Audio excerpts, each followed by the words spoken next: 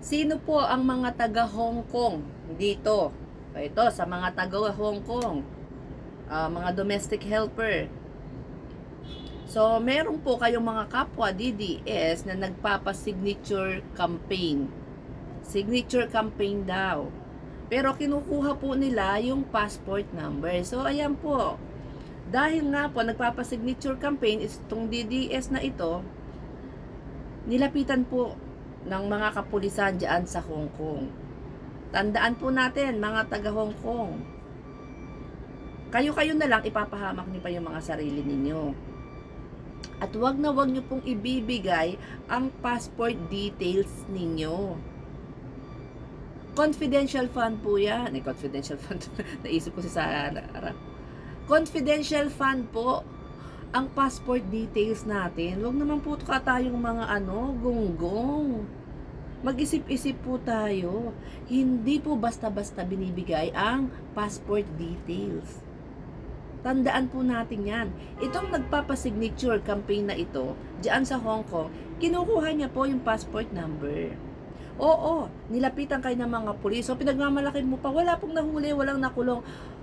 Pasalamat kayo, walang nahuli, walang nakulong. Pero bawal po, tandaan niyo po, sa ibang bansa, aalamin niyo ang batas. Marami ring mga DDS ngayon na nagsasabi diyan sa Hong Kong na huwag kayong pipirma, huwag kayong magbibigay ng details. Diyan sa mga nagpapapirma na yan. O kahit sabihin niyo pang sa tatay niyo yan. Nagpunta po kayo diyan sa bansa na yan para magtrabaho para sa pamilya niyo, hindi para kay digong. Galing kayo ng Pilipinas, di ba?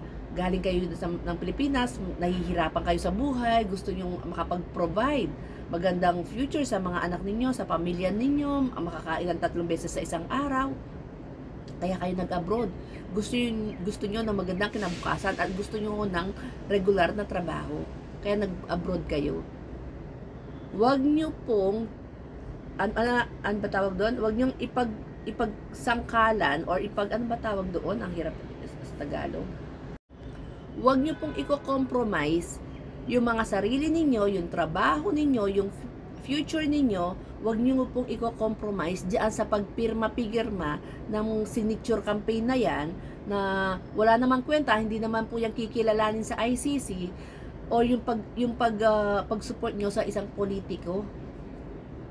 Ang isipin nyo po yung kinabukasan nyo, yung safety ninyo na nasa ibang bansa kayo. Wala kayong mga kadala-dala. Noong hinuli si Digong nung March, nagrally po sila sa iba't ibang bansa, no? Nagpakita ng support. O ano nangyari sa Qatar, dinakulong, 'di ba? Yung mga ibang OFW doon. Bawal po. Wala po kayo sa Pilipinas.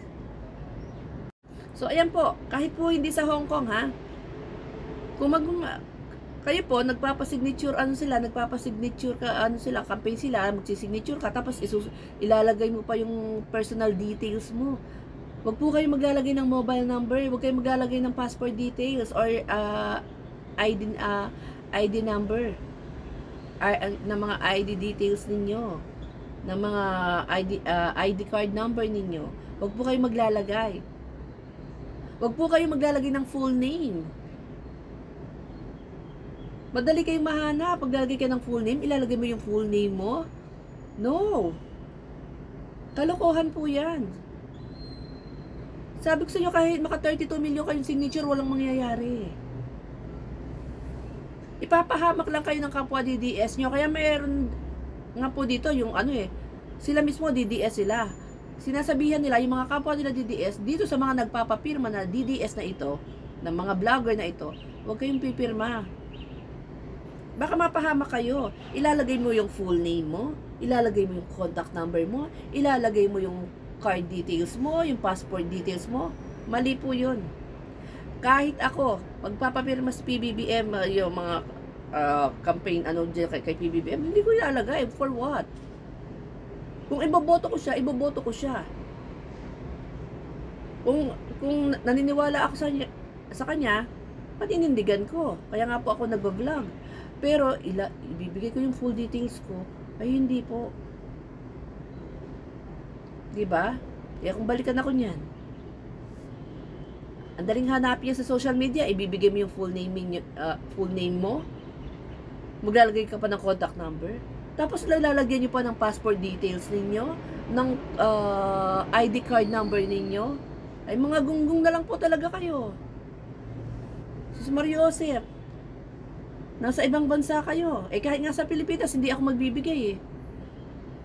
Kaya sabihin mo sa Pilipinas, magbibigay ako siguro sa government, department pag kailangan, 'di ba? Kapag may ina-apply ka. Siyempre ilalagay mo yung details mo. Pero anak natin na po, signature ano lang yan, signature campaign lang yan. Iisa-isa na lang tatawagan yan, hahanapin yung mga pangalan natin.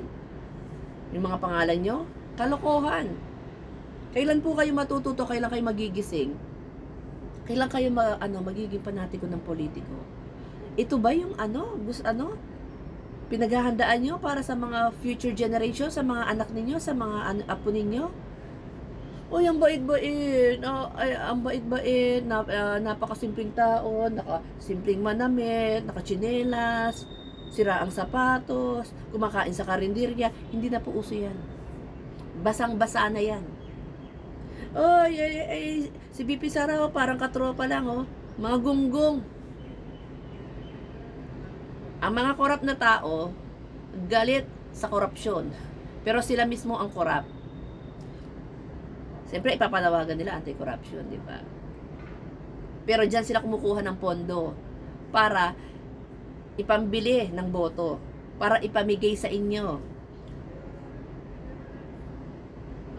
Kunyari, bigay-bigay. Di ba? Babayaran yung boto mo. Saan ba galing yung pera? Doon din sa pera natin. Taxpayers money. Iniikot-ikot lang nila. Lalo pa silang yumayaman.